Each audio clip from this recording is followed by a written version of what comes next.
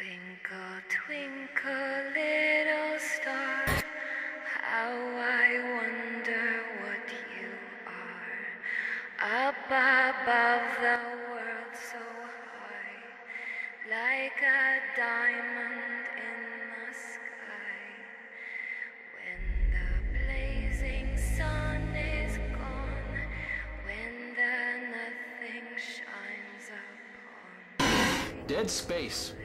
A combo platter of all the classic sci-fi horror flicks you've ever seen, especially Alien, Event Horizon, and John Carpenter's The Thing, mixed liberally with the bastard love child of Resident Evil 4 and System Shock. This game is already garnering enough praise from the critics, so let me just begin by saying this. I'm in total agreement that this game rocks.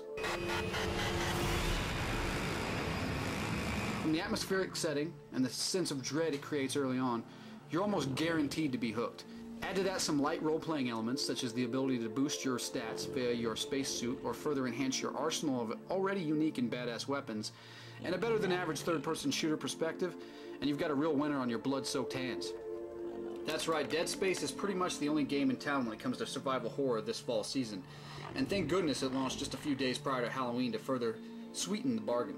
It's not content with being just another science fiction horror game, but instead actually contributes some innovative twist to the genre, including some zero-gravity sequences, grab your barf bag if you're inclined to get dizzy, and the necessity of dismembering your opponents to finally lay them to rest.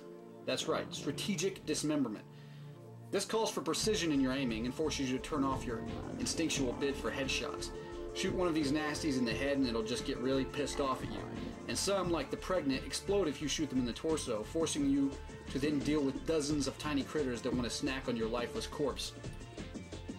Sure, the plotline has moments of silliness. By Maritime Law, Article 5469, I hereby declare Captain Benjamin Mathias unfit for duty. Sure, some of the environments get repetitive. It's a spaceship, after all. The art direction, while badass, doesn't rise to Bioshock proportions. But my only real beef with Dead Space is that it just wasn't as scary as advertised.